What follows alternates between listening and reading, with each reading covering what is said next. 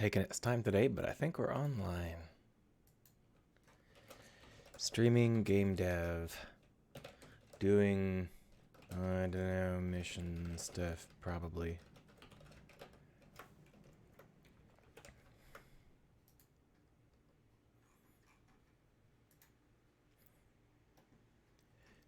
It's a little bit sneezy outside today because of the rain and my allergy to mold.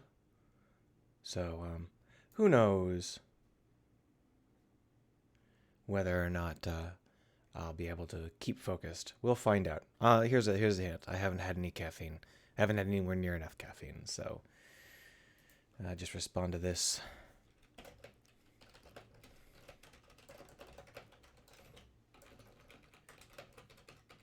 There we go.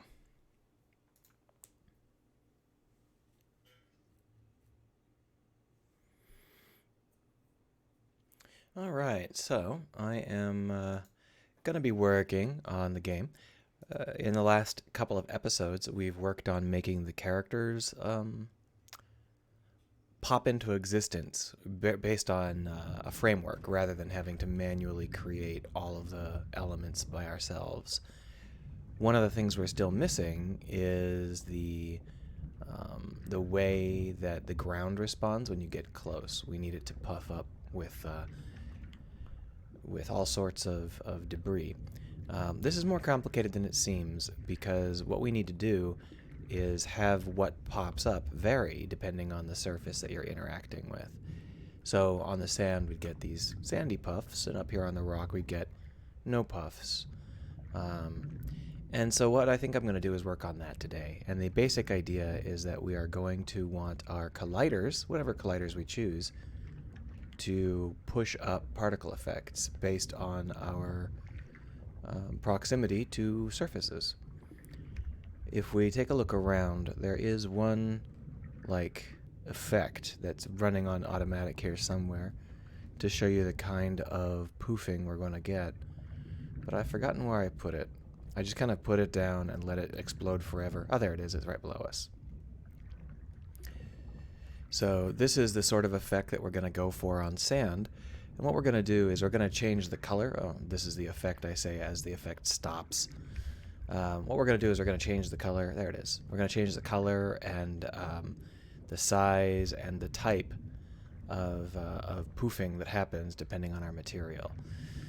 One thing you'll notice is that this is an opaque set of particles. It is not a transparent particle system. And I forgot to get water. Give me a second.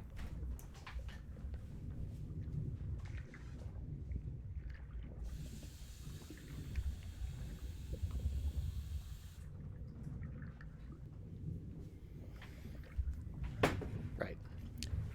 And what that means is that the alpha transparency is very, very slightly unusual, and it plays through a system where, I don't know if you can see this, but it poofs out like with blades, like with strands, and then it turns into a diffuse cloud. That's a critical feature of our transparencies. Since we don't actually have any transparency, we need to give it a feeling of body and depth, and that's how we do it. With that in mind, all we really need to do is take this prefabs default collider proxy and stick it in the game world, and we're going to add some new stuff to it. So the default collider proxy is literally just a circle, and what we're going to want to do is add some stuff to it that already exists that will do the work. If we take a look in prefabs, there should actually already be a particle prefab for what we're trying to do. Conditional silt small and conditional silt and silt cloud. Here's the conditional silt small. I believe that this, you can see how it doesn't actually have any rate over time on its own.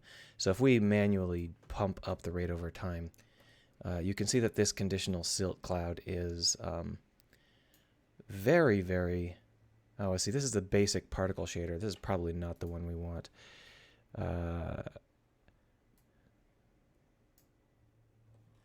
No, that is actually the silt cloud that we get. Um, it may be that I didn't ever finish creating this because this is something that, yeah, these are all using the old particle shader. So I think that I was working on this and then I stopped for a week and completely forgot all about it. But let's just quickly take a look and see whether or not I happen to have any of these stored up. No, I don't think so.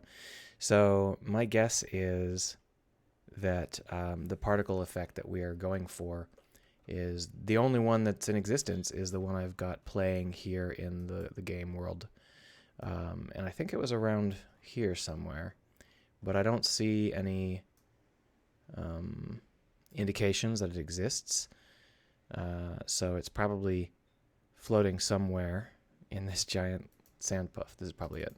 There it is. I was looking on the wrong side. So you can see that this sand puff is like a huge explosion, and I made it just for testing. If you look down here, it uses the sand puff shader. This is a fairly complicated shader that uses RGB values on the texture to change how the transparency looks over the lifespan of the particle. And that's why we get a different sort of visual as the particle expires. The actual lifetime alpha changes based on the particle's color over lifetime here. And what we're going to do is we are actually going to change this gradient because it is not bright enough. So we're going to just pump it up. That should give us a lot more visual noise towards the end of the lifespan rather than fading out into sparkles. We should get some change to the visual and some color change. Yeah, so here you can see that what we've got is too many particles to really see what's going on, but you can see how I'm not sure that I have it working. It doesn't seem to be properly using the setup. Let's open up the shader editor and take a look. So we're getting the alpha and we're putting it in the dither. The alpha is calculated over here. So we're just moving between the R and the G. There's no B. And then we just, oh, see the vertex color alpha? Okay, so we're using the alpha, not the lifetime of the sprite. So what I just did made no difference at all. So we'll just undo that. And instead what we would like to do is change the alpha. So the alpha runs between 0 and 1. And we lerp between R and G based on whether it's closer to 0 or closer to 1. But then we also use that as the alpha. And what we do here is we multiply the alpha by 2. I think I'm going to expand the range that we can use for that and then change it to 3 or 4. And I might decide that what we actually want to do is take the square root. It's hard for me to tell. Let's go ahead and start to tweak these values as they are right now. I'll try not to cover the chat window, but I've only got so much screen space. I don't think I'll get anybody watching anyway. This is not one of those things that draws a lot of viewers. So, and I'm not even on the right schedule. Anyway, so if I were to change this alpha override to 5, what we'll get is we'll get a lot heavier fog. But you can see that during the transition, what's going on is the particles on the arcs, on the blades of this arm, are fading out, and they fade out long before the full particle fades out, and that's because really what we're looking at here is a situation where the green doesn't even come into play until it's already halfway done. So what we need to do is we need to take this and remap it instead of alpha override it, and that's not too challenging.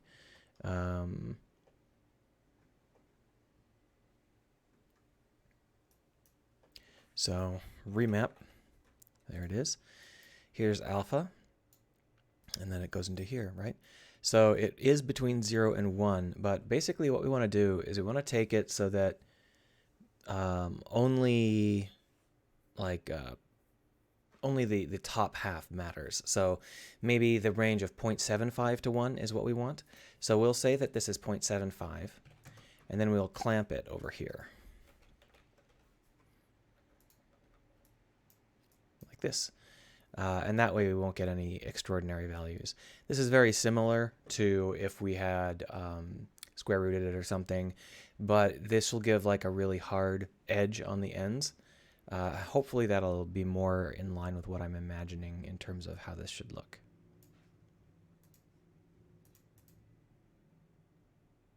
Oh, wow.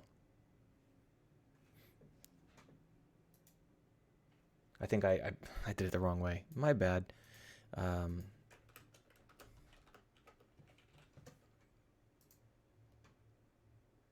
Probably don't even need to clamp it. Oh, no! There it is. Restart.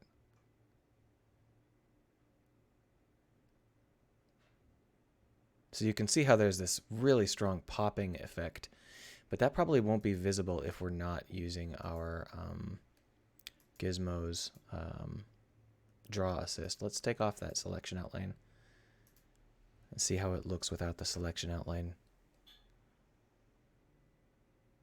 No, there's definitely some noticeable popping here. So I think that that might be a little bit too severe. Let's go ahead and bring it to 0.5 to 1. So the problem is that an alpha of 0, I think we really do want to just square root it.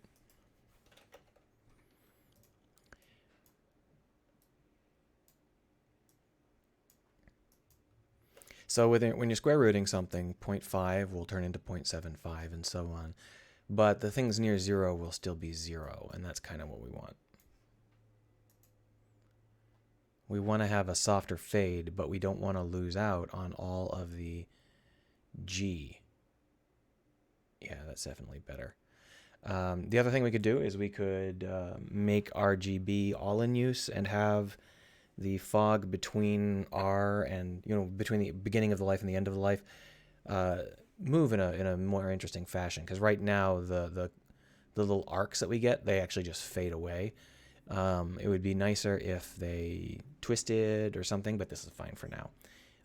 We're going to go ahead and call that a particle shader that's ready to roll.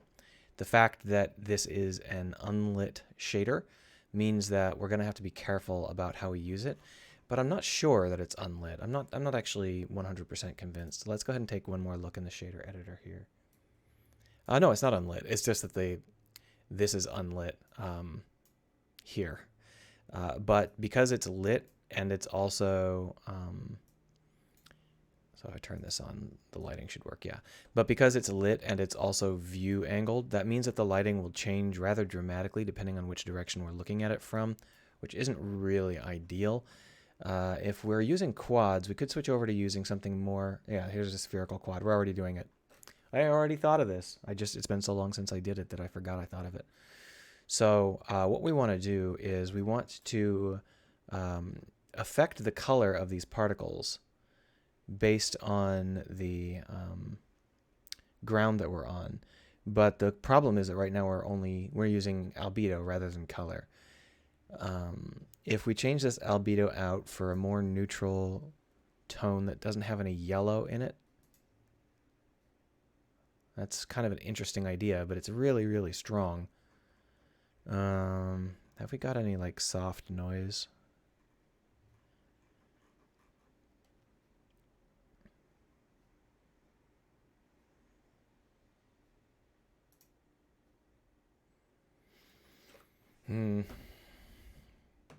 There should be some like blue noise or something somewhere. The albedo does not contribute any alpha, so all of this alpha stuff is nonsense, which means most of my albedos are just flat white because I just go from white to transparent. They're mostly just transparency maps. Here's some fuzz. Is that actually fuzz?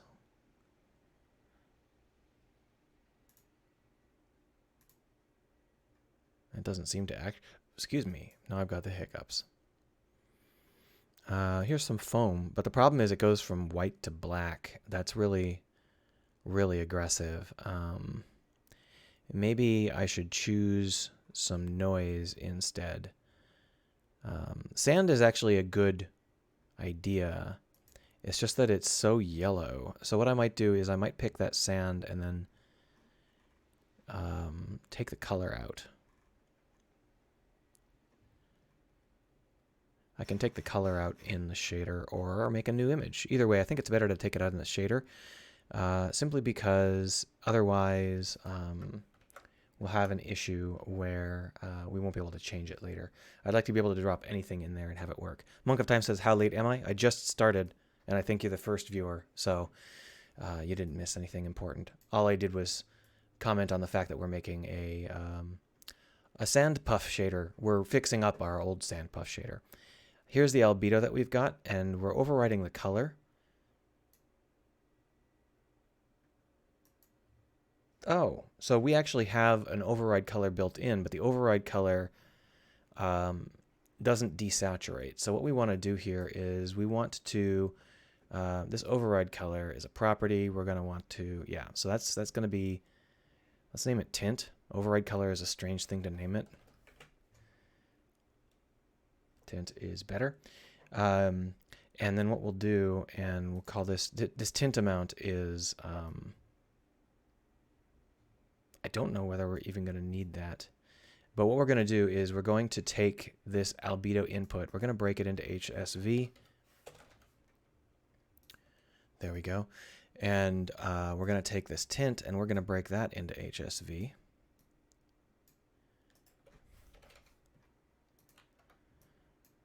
And then we're going to do RGB here.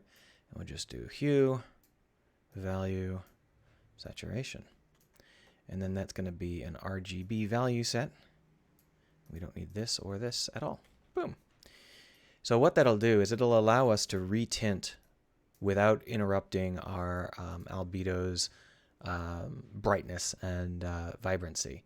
Oh, I actually did it wrong, didn't I? This is the saturation. This is the hue. Sorry about that. I just got those backwards in my mind. It happens sometimes. So then I hit save. And now we should have a very, you know what? Maybe it's just the value that we want to keep. Yeah, it's just the value that we want to keep. There we go. So now we should have white sand. Yeah, see how that's no longer yellow? And I can change it to like pink.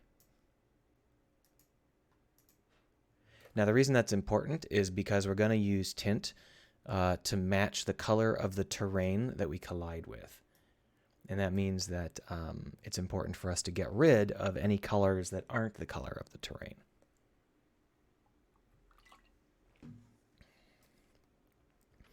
So now the next step would be to have this do its job, which is to fire along this blue line, which is forward.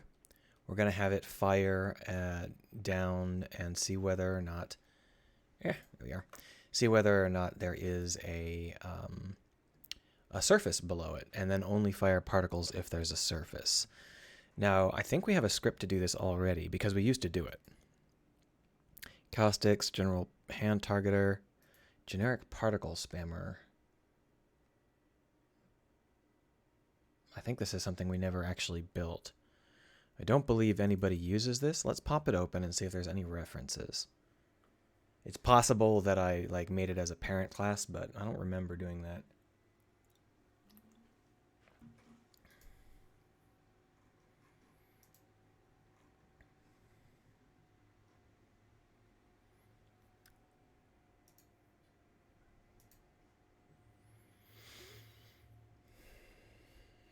Any 15, 20 seconds more to finish actually booting. I don't know why it takes so long to pop up the text part, and then it takes another like 30 or 40 seconds to pop up the integration. If you're going to pull it up piecemeal, you should start with the text much faster. There we go. So if we look at usages here, there are none. It's red. So we can just delete this, and it's going to be fine. So that's what we're going to do. I don't need random empty classes mucking up our project. Here's the Silt. This is probably it.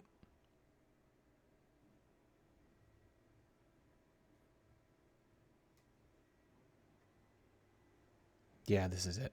So if we pop this up, what we've got here is a situation where we've got a Silt emitter and a range. And this is going to just every update fire a ray forward. And if it hits something, then what we do is we look at that world position. Why do we do that?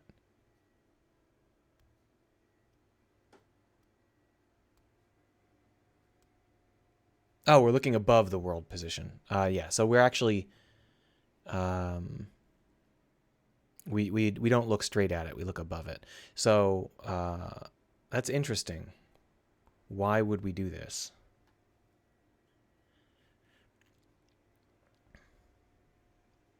Anyway, then we emit.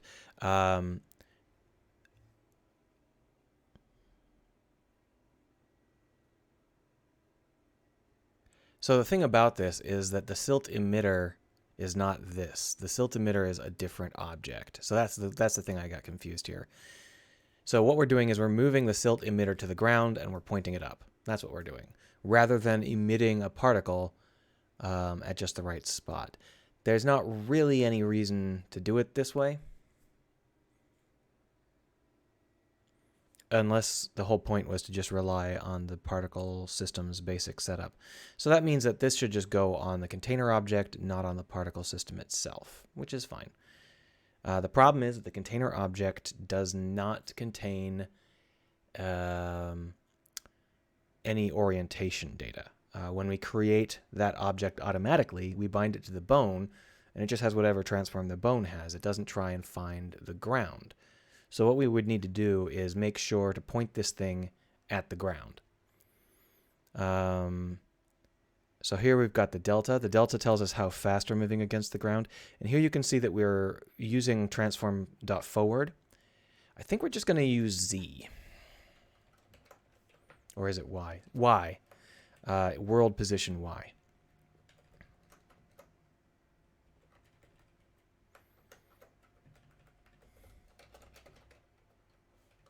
There we go. In theory, that'll work regardless of our orientation. So now let's go ahead and bind the Silter properly. So if we take a look, here's the default collider that we're using, and we're going to drop the Silter into that. We got to find the Silter again.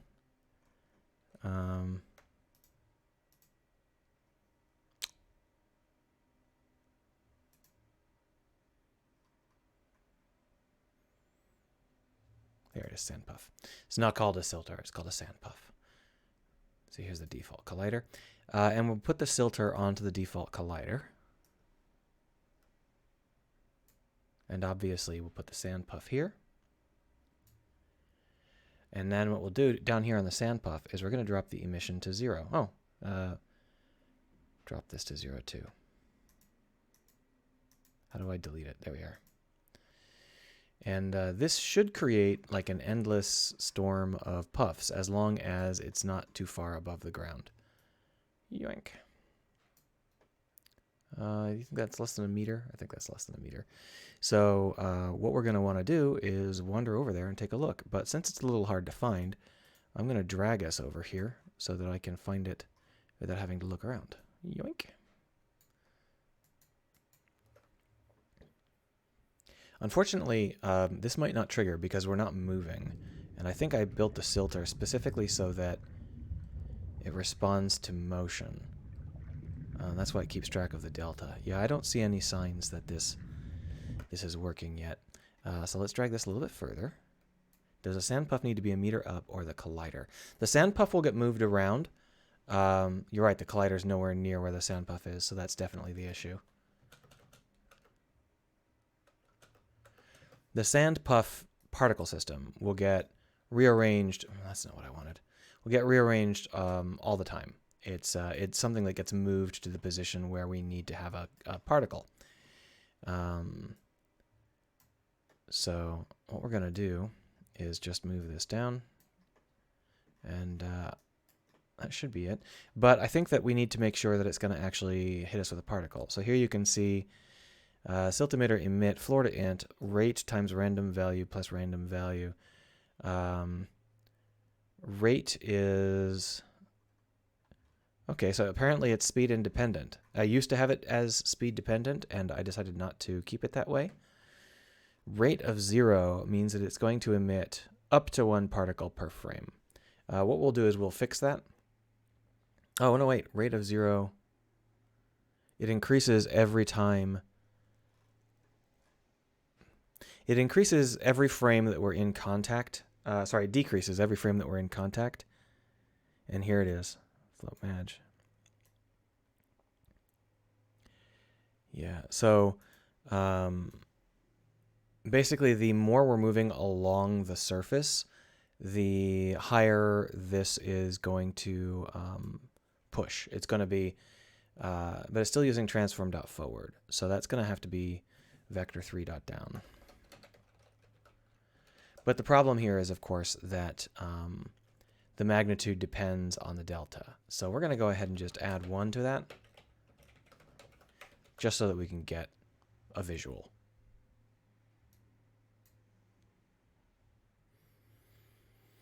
Now, in theory, we will get quite a bit of noise. We'll get a lot of particles ploofing up. Yeah, see, look at all those particles. And those should just continue forever. Yeah. What's happening is we're hitting the particle max, and then it's starting over, which is why we're getting this kind of pulsing. But that is what we want. Obviously, it's not right. It's still wrong. But that is the right basic approach. It's just a matter of us tweaking it from here. One of the things I don't like is we've got that ghostly yellow outline. I'm not sure if that's... I think that's the screen, the actual like sub-pixel calculations on the screen. That's fine. We'll live with it for now. So we're going to want to set this to the material of the thing we just collided with, or the color, or however we want to call it. The problem is I'm not 100% sure how to do that. Let's go ahead and ask our good friend Google. Unity raycast material at point. How do you find a material through raycast 5 years ago? Well, let's go ahead and find out.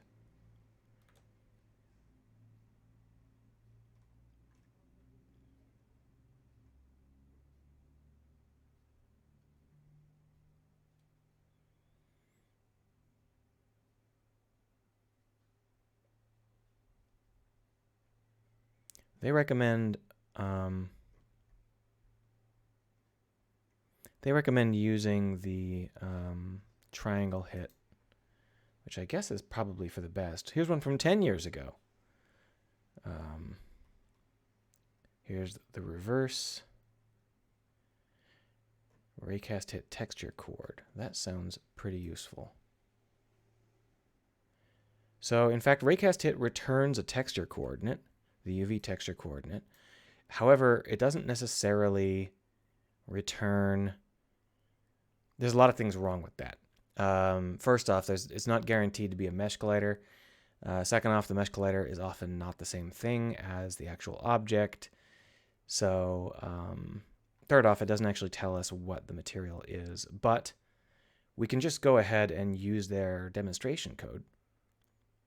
So what we want to do is find the material at the position that we've just collided. Let's go ahead and do that in a separate public material, get material at raycast hit. And then what we'll do is we'll get the renderer on that object. Renderer R equals hit.transform.getComponentRenderer. And this should get us anything that counts as a renderer, like a mesh renderer, skin to mesh renderer, anything like that. And so we're going to go ahead and say if rend equals null,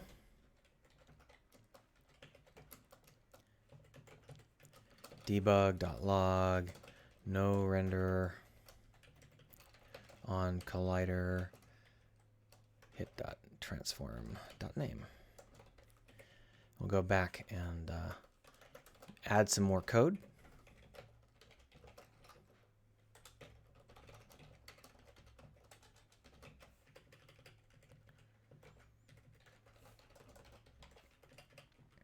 So if we found a renderer, then what we need to do is get the material. So if renderer dot, oh no, sorry, if rend dot material. So here's the thing. This might instantiate new materials. I think we'll be okay with shared material. Let's go ahead and just return the shared material. The only issue is that there are a large number of times when there'll be multiple materials, but that shouldn't be an issue on this kind of thing, because this kind of thing is not for what we're doing with like our hands on metal or complicated surfaces. It's just trying to find sand. The only issue is that I'd really like it to give me back the terrain.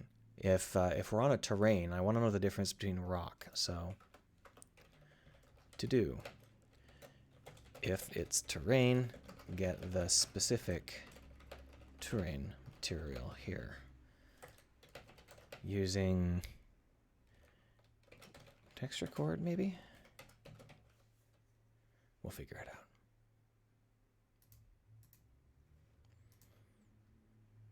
So if we get the material,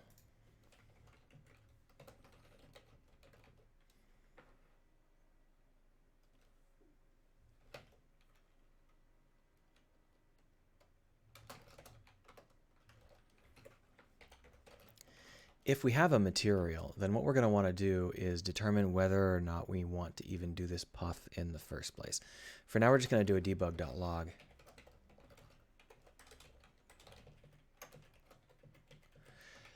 I think that what I might do is use code word matching rather, or name matching, rather than trying to actually get the color of the material. Because as far as I know, there's no easy way to get the color of the material.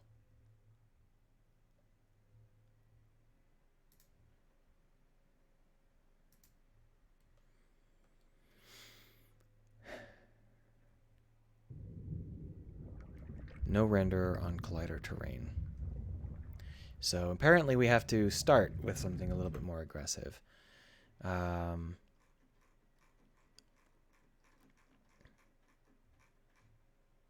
right, well, let's go ahead and ask Mr. Google. Unity terrain material raycast.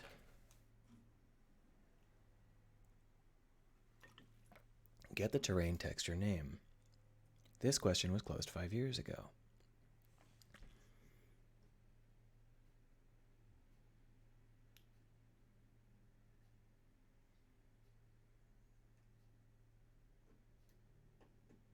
And 5 years ago, someone was an asshole and said it's answered somewhere else. And then the guy said that's not good enough and was ignored.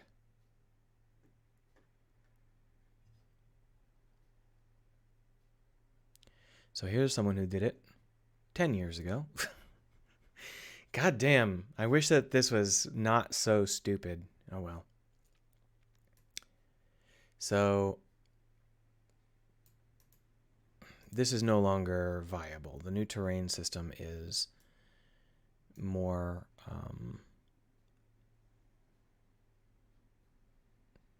I don't believe we can just say terrain.active terrain now. I think it has to be something more than that. Hold on, let me close this so that I can see what's going on.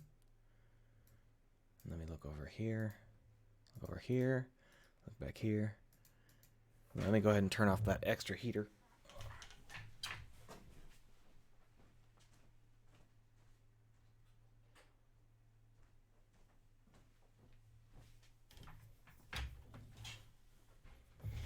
Well, here's one from 8 years ago. Here's one from 10 years ago. Does nobody care about the terrain anymore? I always get the feeling like Unity just stopped being used at some point, or maybe people just stopped trying to work around something.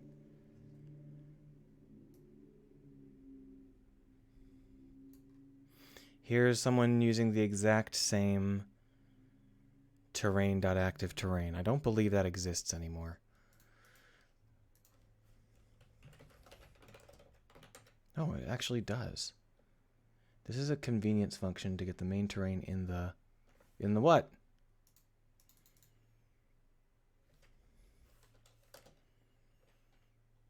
In the scene.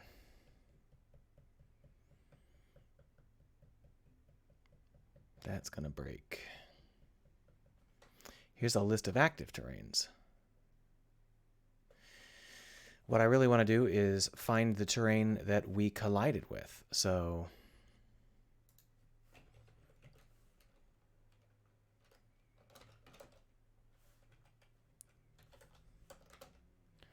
we can check and see if it's a terrain collider. If it's a terrain collider, then can we get the terrain data? We can, which stores the height map. That's not really what I want. It's a physics material. Maybe I can just get the terrain by force. Terrain equals hit.transform.getComponent terrain. Nope. Debug.log terrain. Let's go ahead and just see whether that works. If that works, we'll be happy.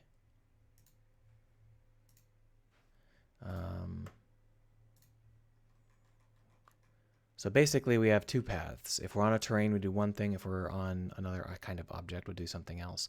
What I'll probably do is if it's a terrain, it'll puff, and otherwise it won't.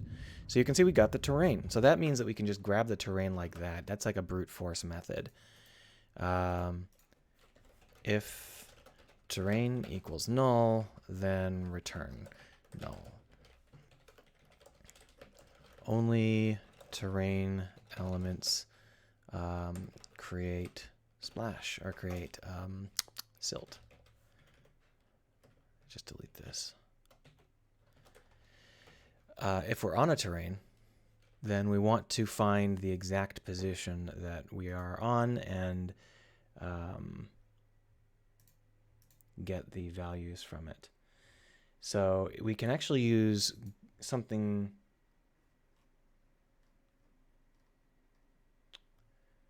All right, so what they're recommending is splat map cells, getting alpha maps at the splat map cells. Okay, so we can do this. So basically, we have a world position, and we need to convert that into terrain position. So vector3 terrain position equals hit.point, and we say TP, we don't actually need to do that. We can just use hit.point.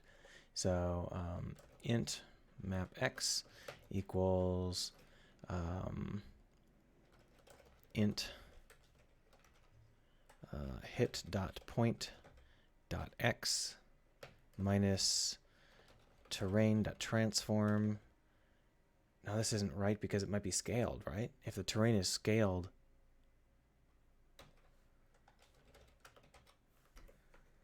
if the terrain is scaled, then this won't work. Let's just see whether or not the terrain is scaled. No, it's not. For now, this will work. Let's go ahead and make a note that we might have to change it.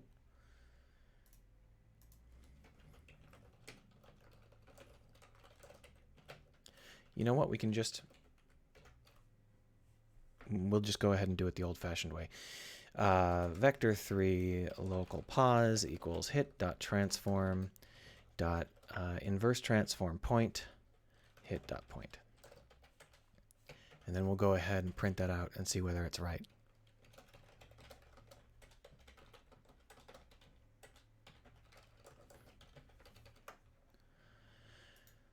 I move this around.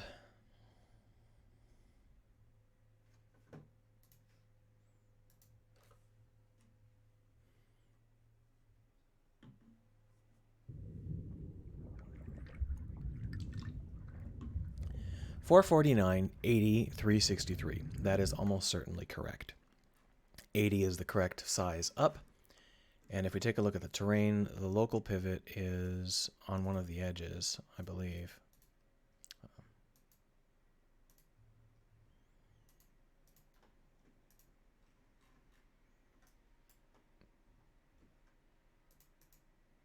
Is it in the middle? No, it's over where this, oh, it's down there. I see.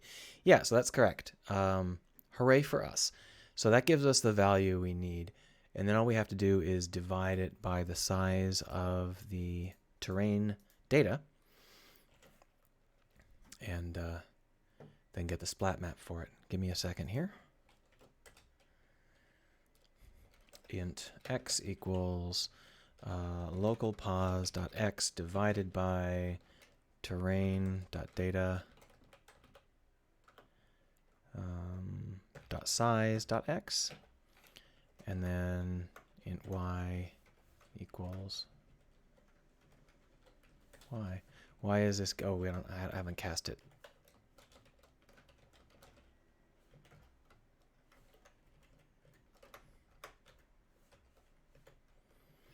All right, so that gets us the x and the y.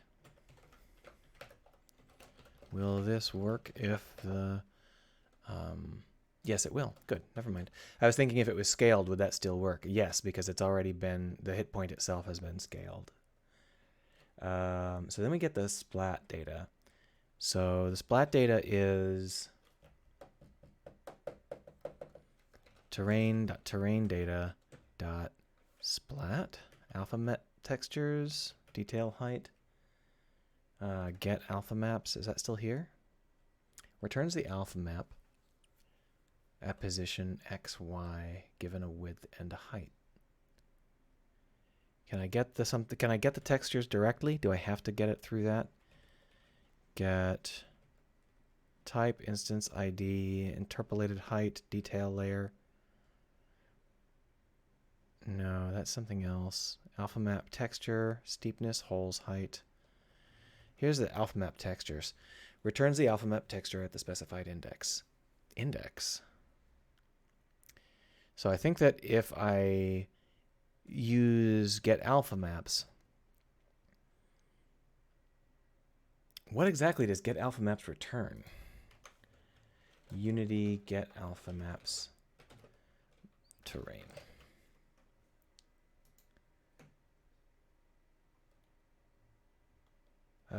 3D array of floats, where the third dimension represents the mixing weight of each of the splat map at the XY. Returns the alpha map at position x, y. The returned array is three-dimensional. The first two dimensions represent x and y coordinate on the map. I'm providing xy coordinates. Why are you returning xy coordinates? Whereas the third denotes the splat map texture to which the alpha map is applied. So that means that the third value is the only one that matters, because the third value is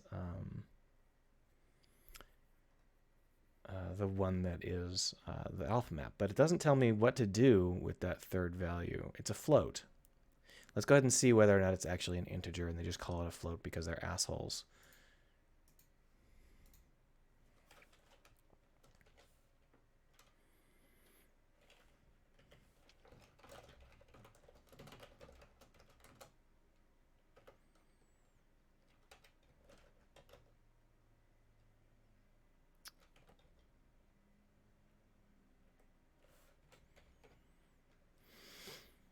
I actually don't know if that's how I want to do it. It might be better as like times 1,000,000 or something. I don't think so though. I think that's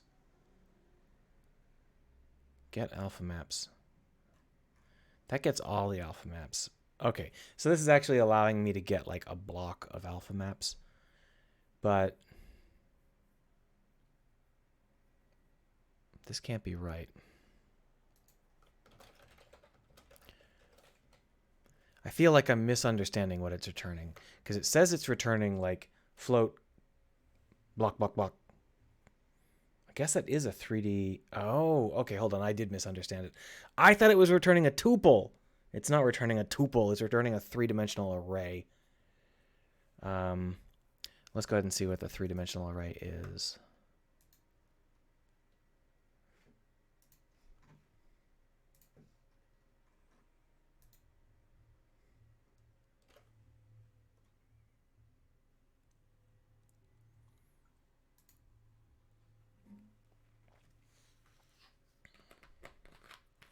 the downside of the new tuple terminology. It looks just like array terminology. System.single. So that means it's a three-dimensional float, a three-dimensional array. It's not telling me what's in the array. I actually don't remember how to read. Nobody uses this kind of array definition, and I can't remember how it works. So I guess we'll just define it and see what we can get.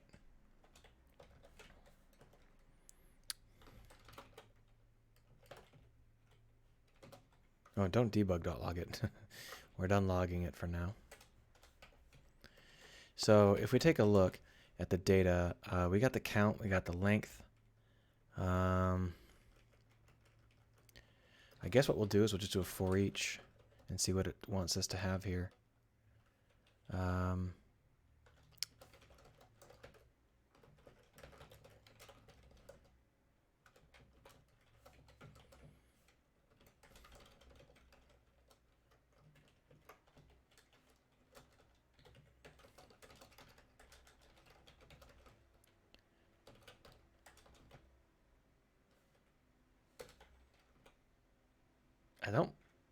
I don't think I can do this.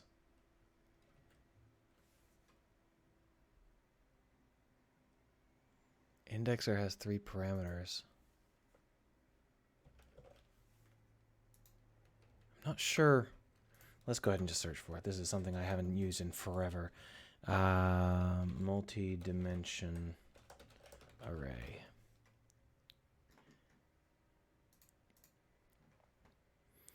Arrays can have more than one dimension. For example, I'm so used to images, which are just, they say that they're two-dimensional, but they're actually one-dimensional. I think this is kind of the same thing, but I don't know how to get like the lengths on the other dimensions.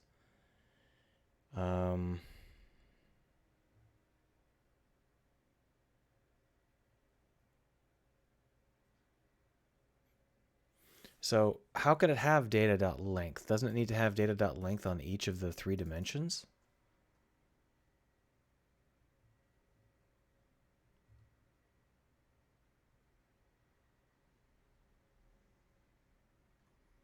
Why am I mystified by this? I know that I've used them before in ages long past, but I can't remember jack shit about it. It should really just be a list of tuples.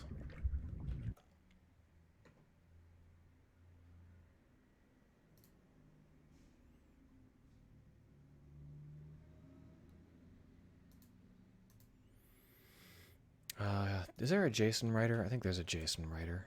JSON utility dot to JSON data. Let's see whether or not it explodes.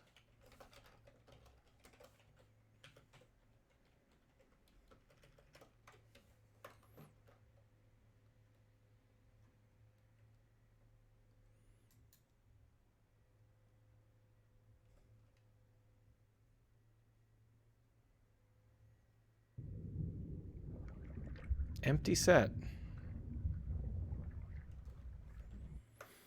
Well, if it's actually an empty set, that's really bad because it shouldn't be possible.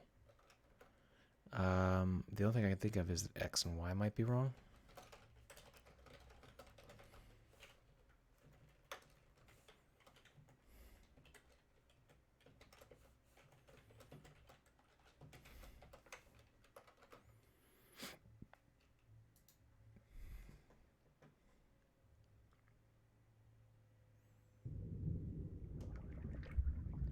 One, two. 1, 2 is not correct. I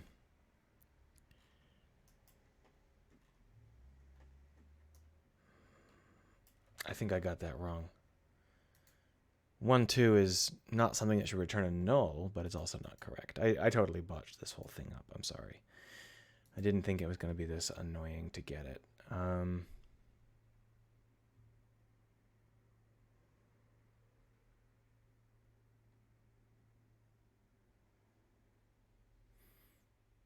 So he actually recommends, I'll go ahead and do that in a minute. First, I want to see what I did wrong here. Oh, I forgot to multiply it by the alpha map width. That's pretty obvious.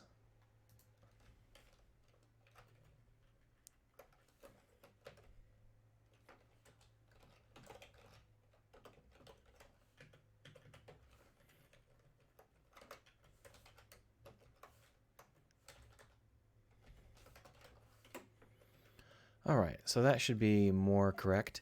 And what they do is they use this get upper bound.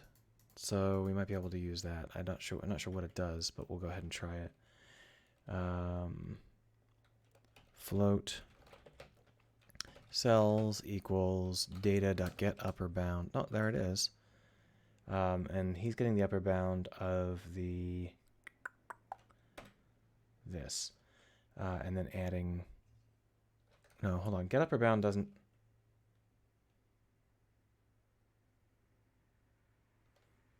so what he's actually doing is getting, wow. I'm just going to go ahead and copy this because I don't really understand what's going on.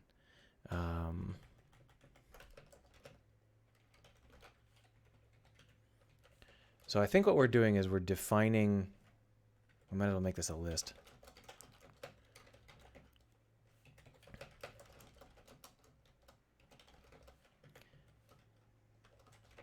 And then we're going through for int a equals 0, a is less than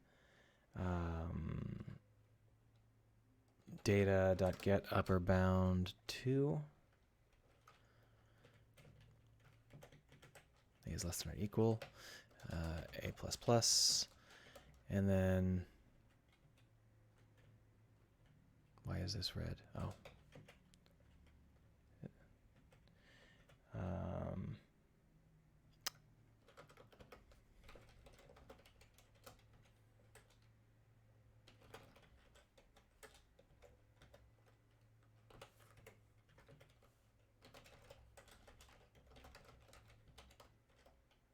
Let's try it. Let's go ahead and see what's up.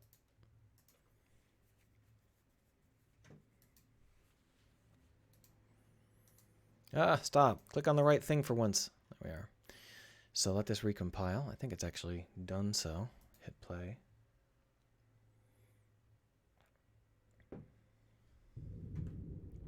Zero. Well, the position is now correct, but it's still returning an empty set. Let's see whether or not it's actually empty or whether, I think it's just the JSON utilities barfing.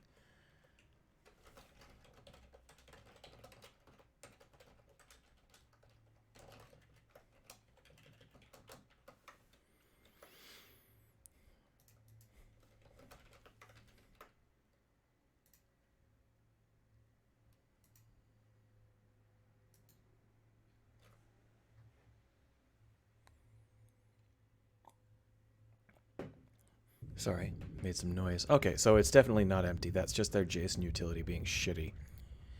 So you can see that we've got 4 textures there. So in theory, we should be able to tell which one is the best one.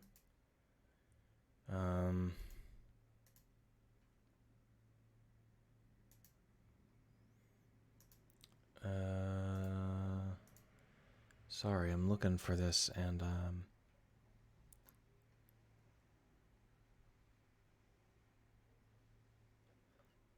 trying to figure out what we want to do here.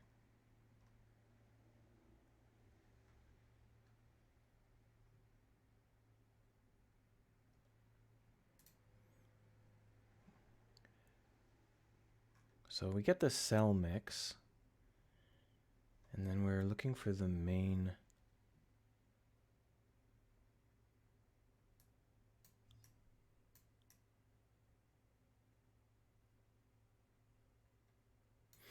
Oh, you know what this is?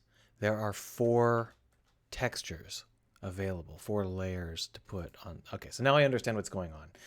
Wow, this is not explained in the documentation at all. A big fat fuck you to Unity's documentation. So if we take a look here, you can see how there are, You can't see jack shit because it defaults to paint holes. I don't know why. You can see how there are 4 textures here. That's why we have 4 textures resulting. It's not telling me that there are 4 textures on that particular point in space. It's telling me the float values of those 4 textures. So now all we need to do is get the highest of those textures, which we can do right here. So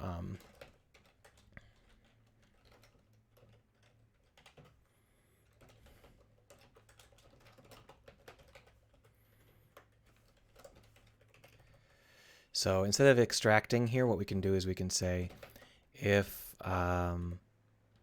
data 0, I'm just float val equals data 00a, and we say if val is greater than best val, then best val equals val, and best index equals a. We'll go ahead and start off at -1 so that we know. There we go. So then we can say debug.log best index is best index with best val. And now, unless I'm mistaken, this is going to be a val of 1. It might be a val of 0. I forget which of those textures is actually on the ground at that position. It's either going to be a 1 or a 0.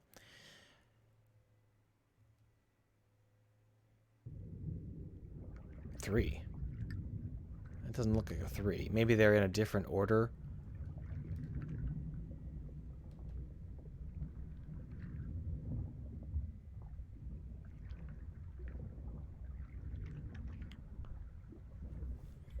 They might be in reverse order or something, because that's clearly not the 3rd index on the terrain.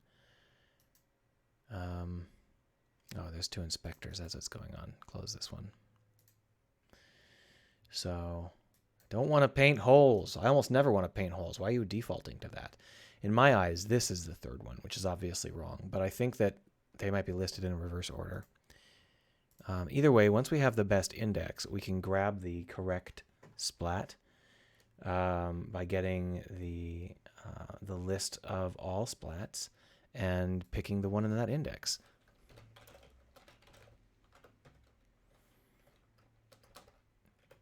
There it is. So in this case, we just pass it in our index, which is best index. First off, we want to check if best index. No, we're going to let it error out if it errors. It's no big deal. What does this return? Does it return an actual texture? It's being annoying.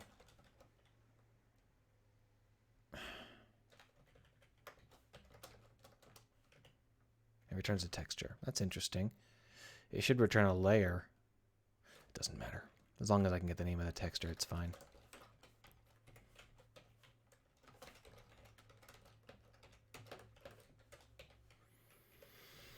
Since we can't get a material out of this, we're just going to return a texture. And we can just return it here.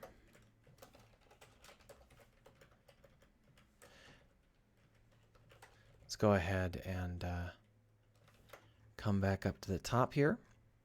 And we're going to get the texture. I guess we're going to change the name to get texture at.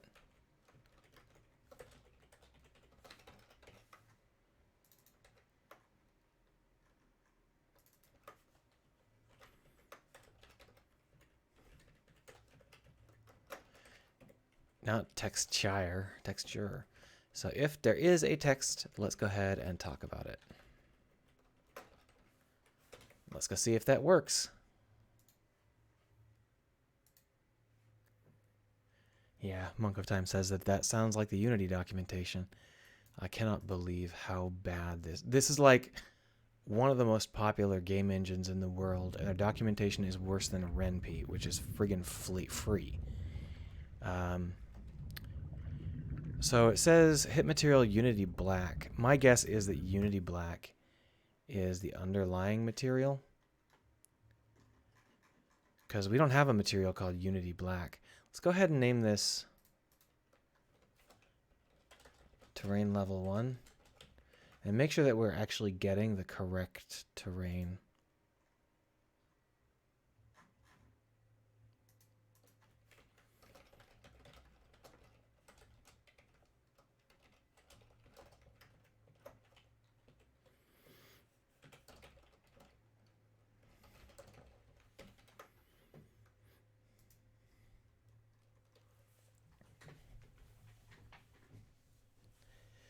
We may have to, that doesn't make any sense.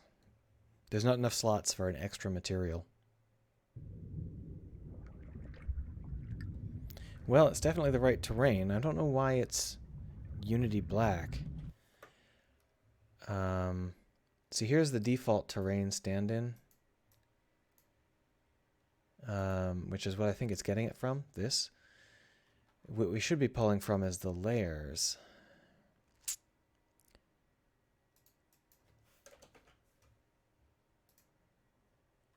So my guess is that we need to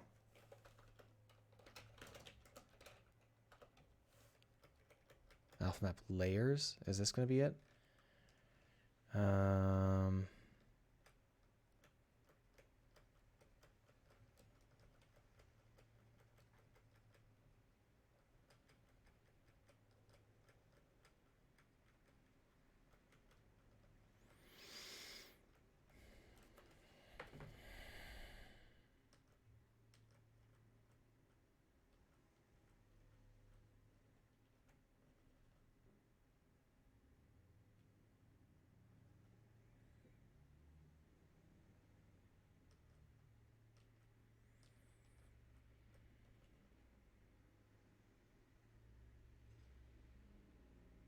So we need to do the same basic thing, but in a totally different way.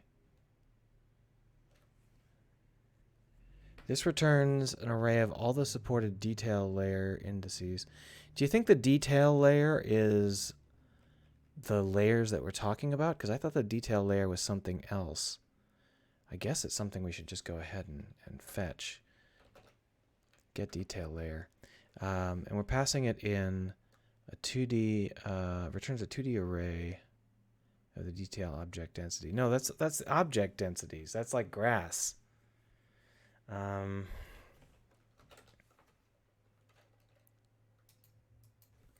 Unity, terrain,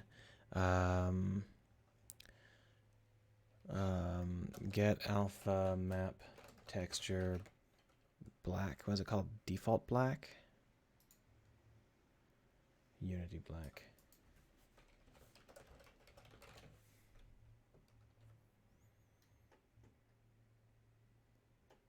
Nobody seems to have mentioned it in the past 5 years.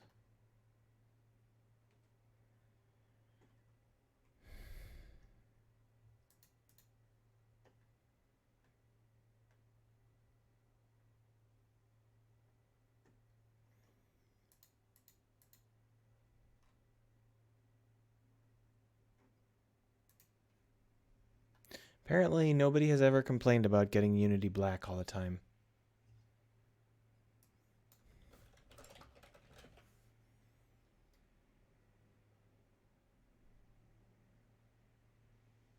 God, this is ancient.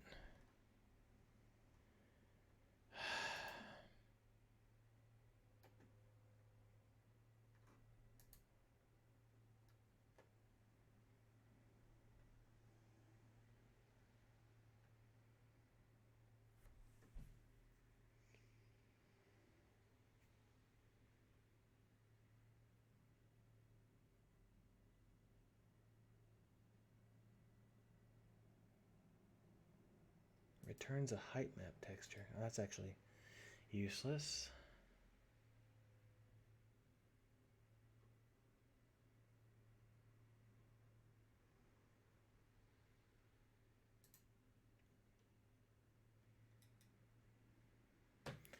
I'm reading the documentation because in most environments that would help. But in this case, it's not helping at all. Let's go ahead and just see whether they're all Unity black, because I suspect that they are all Unity black. Monk of Time says that the detail layers are things like grass.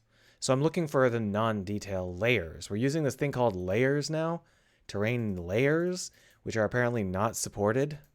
It might be that they are in terrain rather than terrain data. Let's take a look.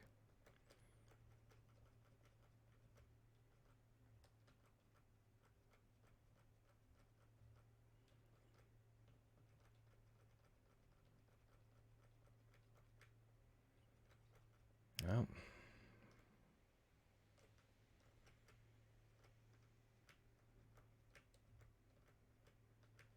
Get splat material property block. Guess the previously set. We'll check that in a minute. Oh, it looks like we're out. Well, let's go ahead and just grab that and see what it does. So we pass it in a material property block. Gets the previously set splat material property block. That's not what we want. Let's go ahead and just take a look here.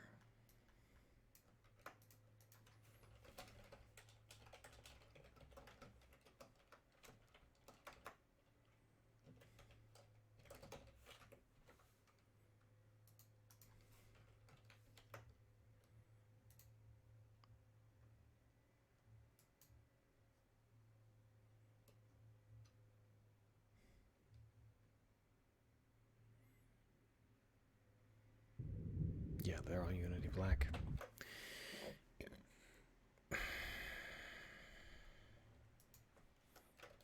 Unity terrain, terrain layers at point. Oh, the Unity manual, hooray. The use of splat maps, you will want to use the terrain layers portion. Okay.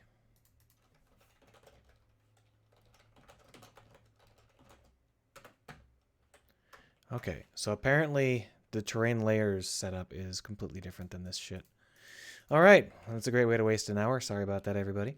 So, don't need any of that shit.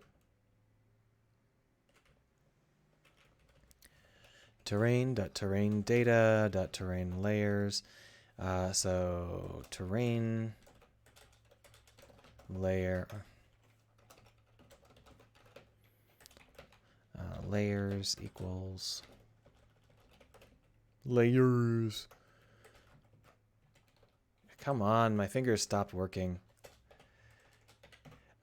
For each terrain layer in layers, layer dot.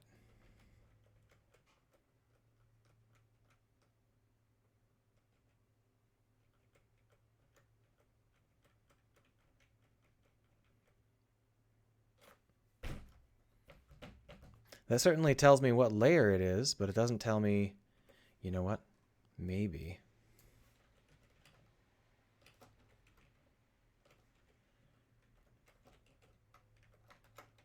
Maybe it actually is the exact same thing. It's just a layer instead of an alpha map texture.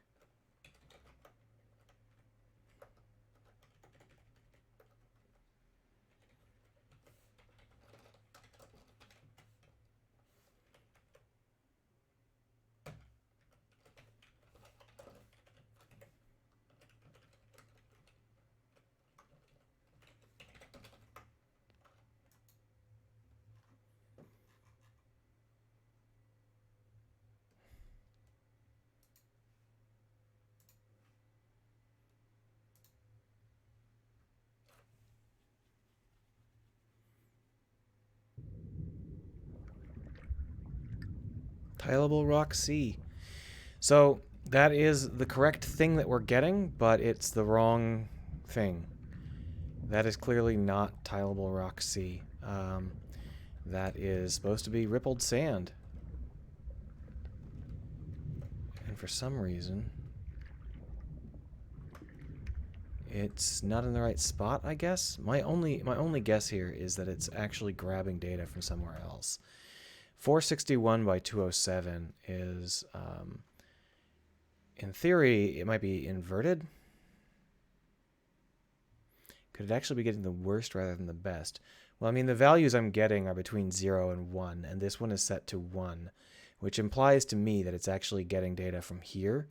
Like maybe I've got the y-axis inverted. Also, for some reason, this is rotated slightly. Let's go ahead and not have that be the case. So we're getting the correct set of textures, but it could be that I'm in the wrong spot. What I did is I did this inverse transform hit dot point, but that might actually be the exact opposite on the y-axis, because in images that's often the case. So if I were to take this,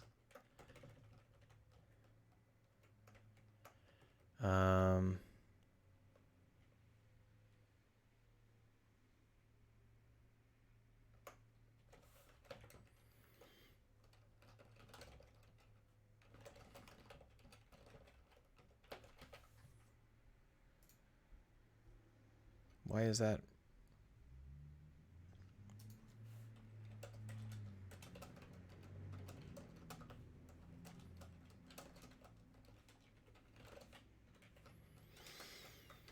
I really need to teach this thing to be less helpful.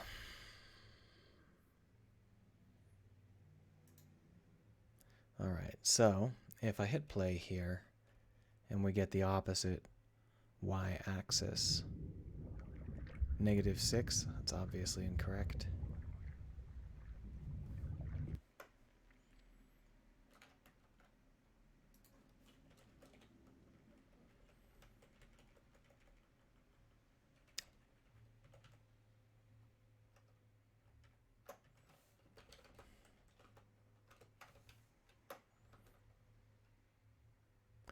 At this point, I'm just kind of poking around at random, which is really the best way to develop.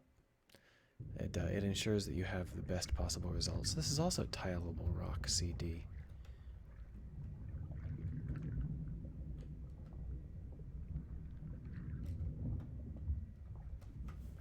Let's go ahead and put this thing inside of the player character.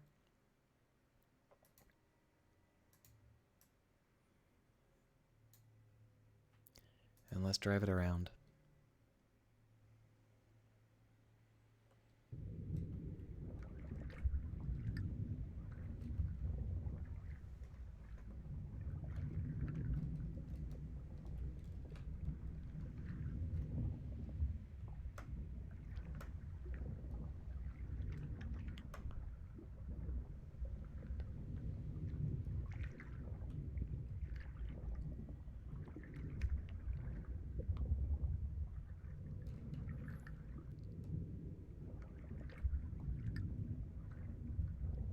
So you can see that these are all tileable rock, regardless of where we're going. Over here, we switch over to a different kind of sand. I've been playing too much Space Engineers. My instincts are all messed up.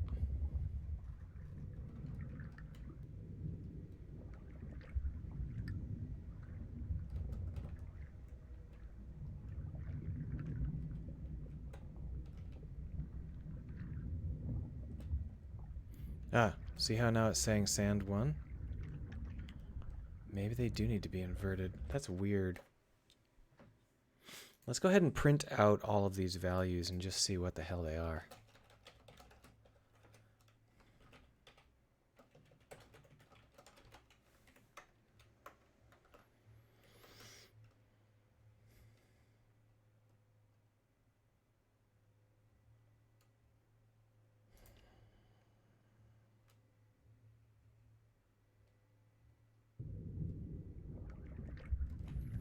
Well, 0, 0, 0.27, 0.027, and 0.97. I think we're just getting shit from the wrong place. I think that's what we're looking at here, because it doesn't make any sense. If we stop inverting the y-axis, what's it look like? I think it's actually even more severe. See, I can't get the best index if 0 is possible on both, but I'm pretty sure I'm actually getting the right value. I'm just getting it from the wrong part of the map. And I've just screwed up the map coordinates. Yeah, so here you can see it's pure rock, which means we're getting the rock from somewhere here, one of these locations. So if we take a look at the coordinates, everybody else is subtracting, like 5 years ago. Everybody else is like subtracting and doing that stuff instead of using inverse coordinate. So I guess we're going to go ahead and try it out. So instead of localpos.x, we're going to just use the same values that they have. So it's burp. hit.point.x minus terrain position.x.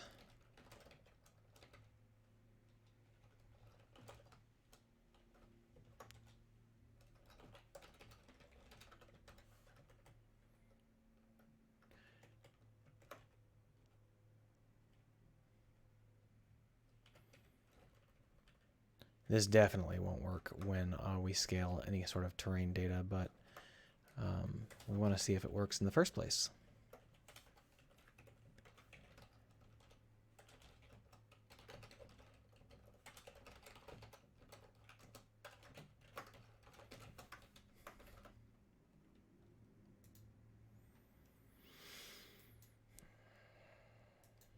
All right, so you can see that the position that we were scanning at was 454,206. So let's see if this is any different.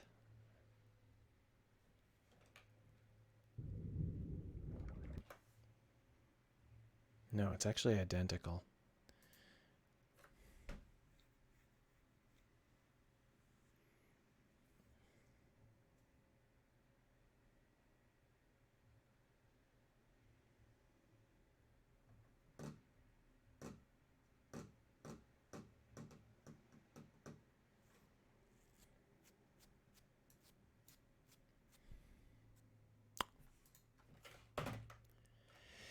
And I'm like, fuck you.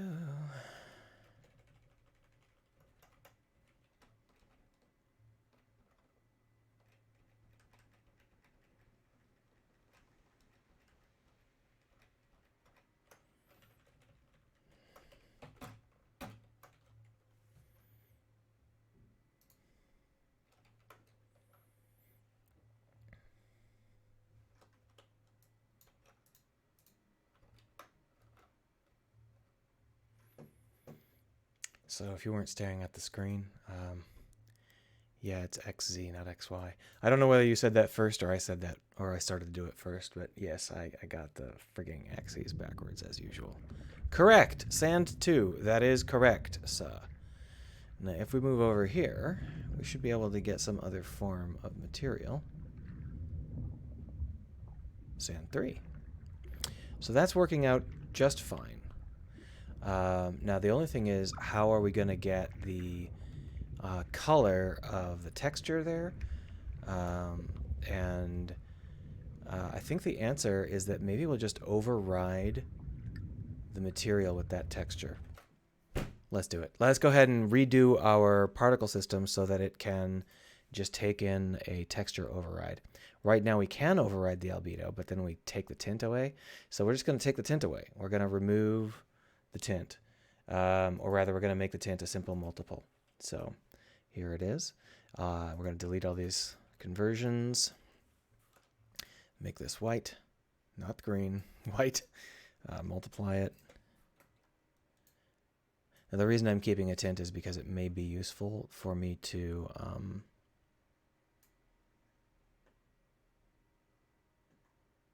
vertex color.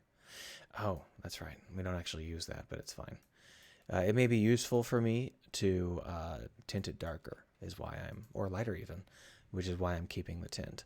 But if I need to tint it lighter, we're obviously going to have to take more things into consideration. Anyway, once we've got the material, what we'll do is we will simply convert the particle emitter to using that. So if there's no text,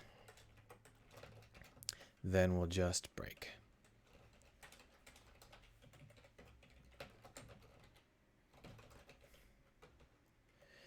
If there is a text, then what we're going to do is use that as the gating. We don't need to check anymore. It definitely exists.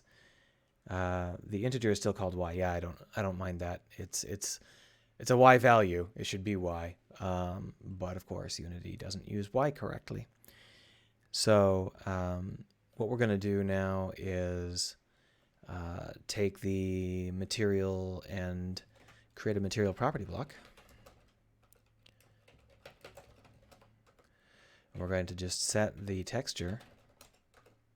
The texture is called albedo. And the actual texture that we're going to be sending over is text. And then we're going to actually need to silt emitter dot material. Can I get the material like that? I need to get like the render. This is... Do I have to get... How do I get the particle systems material? The particle systems renderer? In theory, maybe it's under main.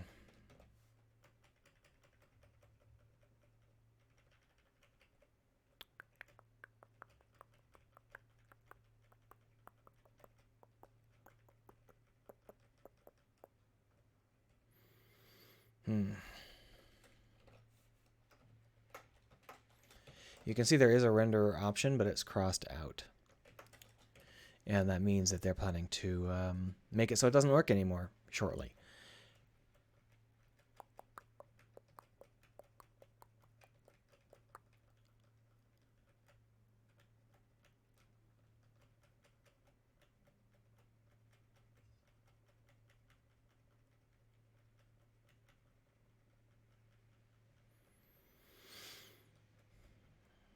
Doesn't look like we have any luck. Let's go ahead and look it up.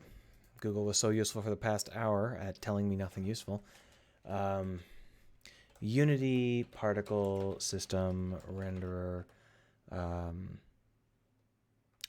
script.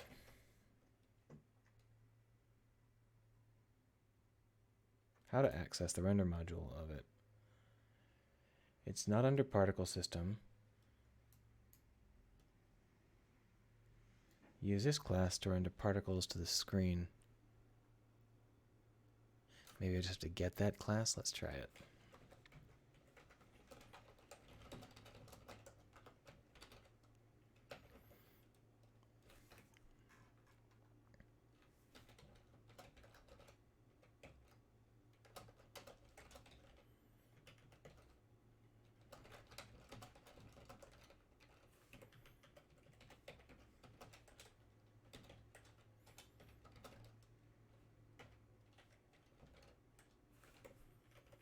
Let's try it.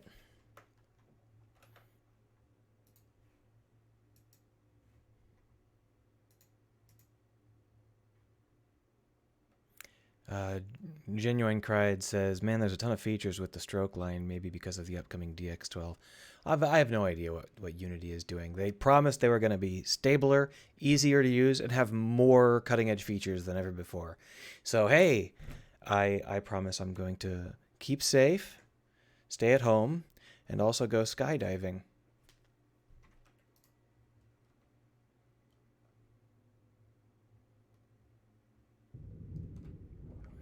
Okay, so you can see that that works fine. Except for I can't actually tell because the default material is still that one. Actually, it looks like it's changed because I was using the one from over here, and instead we were getting stripes. So if you can see, the particles here don't have stripes on them, but the particles over here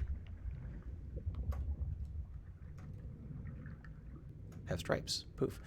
You can see that the texture just changes all of a sudden, which isn't ideal, but I'll live with it for now and we can figure out what to do with it later.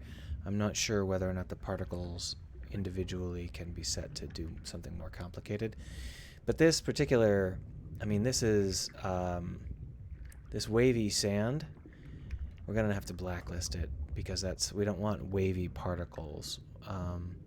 So what we're going to need to do is have our materials set up with a blacklist. So, and sand 2 is going to be one of our blacklisted materials. So,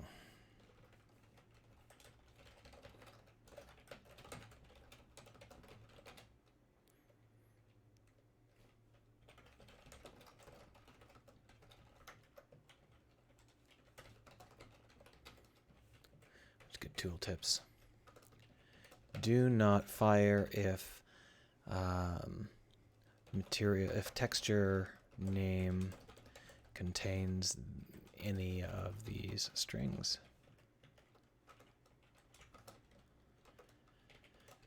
Fire with unchanged texture if the texture contains these. No problem, right? So down here under this, what we'll do is we'll just do a quick little check. So if for each string blacklist in blacklisted materials, if text.name.contains blacklist, then return.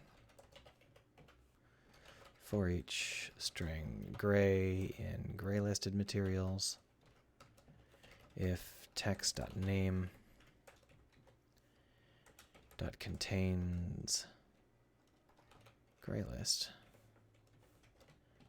return. But obviously this goes somewhere else. So what we're actually going to do is grab this and drag it down here.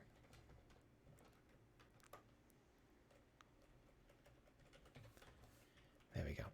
So basically what we're saying is we're changing the property block last. So we're firing off the particles, and then the gray list will limit the change if we decide we don't want to fire off the particles anymore. Is returning correct? No, we don't want to return. We want to break. No, we don't want to break. I guess we'll have to do this the dumb way.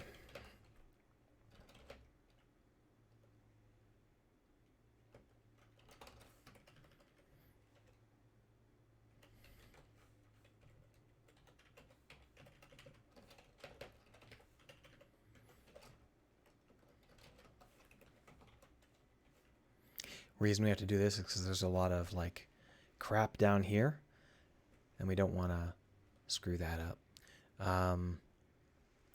If we don't, yeah, this shouldn't be yellow. Why is it yellow? Why are you yellow? Line indent not restored.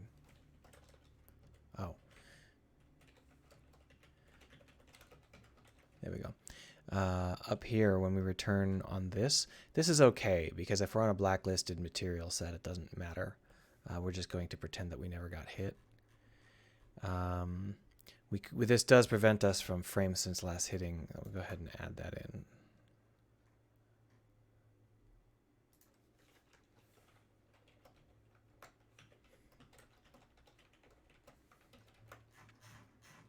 There we go. So now, if I were to go back over here, I should be able to add sand 2 into the gray listed materials.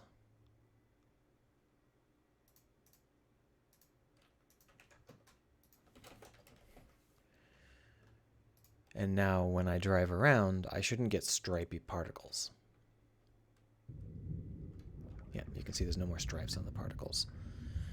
And when I go over to the rocks, it should tell me that I have rocks. And then hopefully I'll be able to just detect the name of the rock that we're using.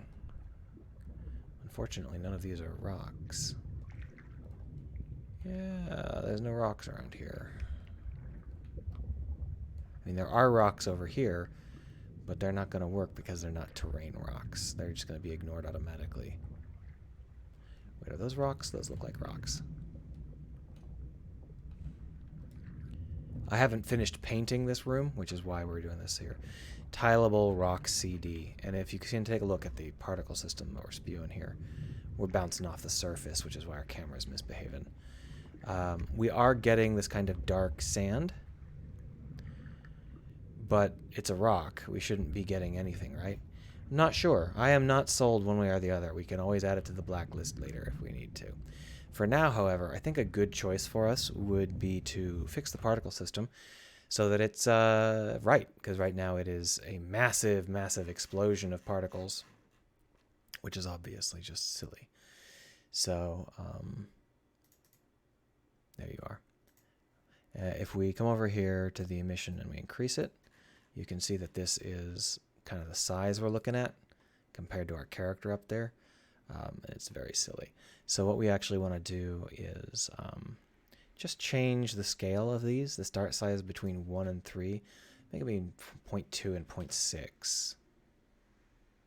And that should be fine. Let's go ahead and see whether or not that feels right.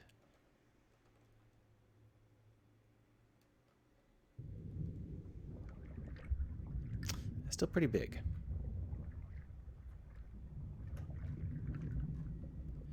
I think it's just that the area they're in is too big. Oh yeah, we're also still adding 1. Let's go ahead and delete that.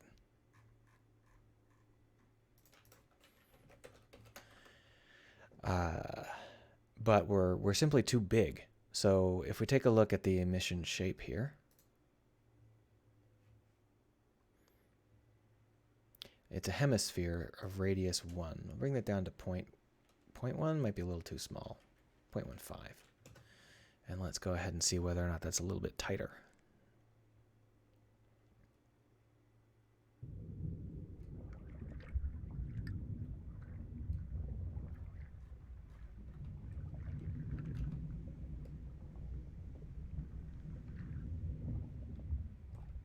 I don't see it anymore.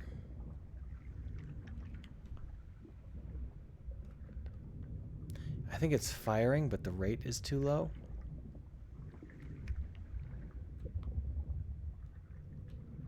I mean, it's definitely triggering because we're seeing that nonsense on the side there. But we're not getting any actual pop-ups. Also, for some reason, we're broadcasting this weird black box. Don't know what the fuck that is.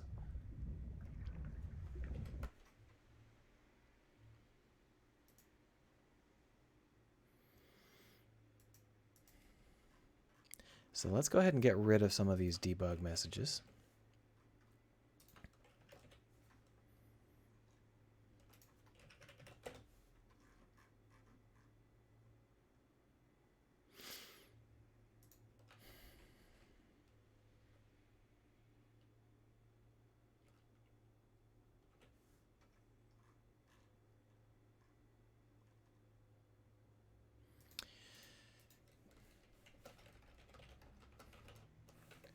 Let's see what our rate looks like.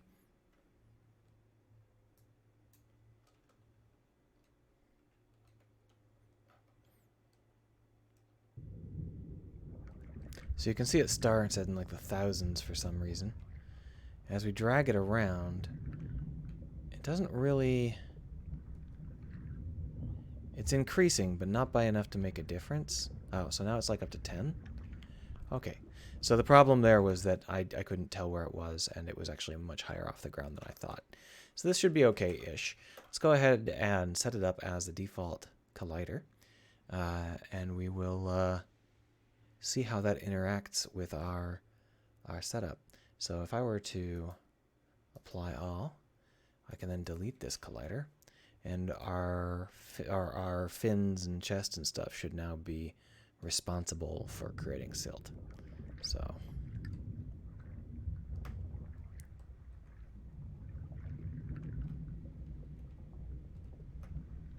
that's not too shabby.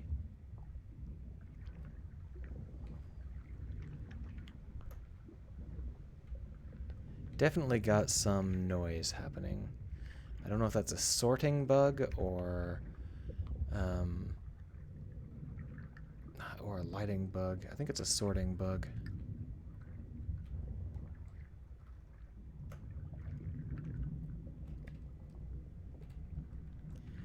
These are very energetic particles. They they really get pretty big.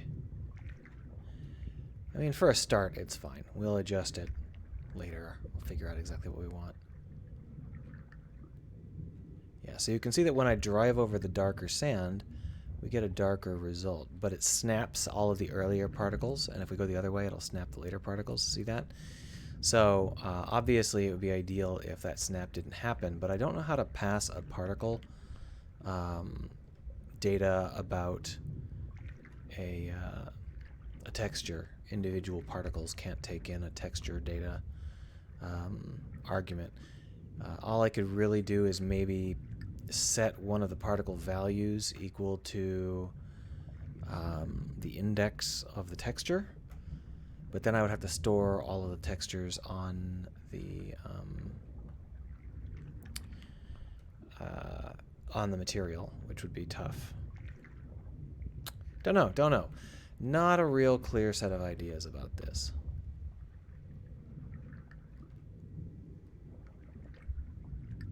But our silting is working again. I think that's a good place to stop. Next time we'll fix our hands, which have been stuck without any sort of IK for a couple weeks now. I keep forgetting to stream because time passes super quick when you're in quarantine.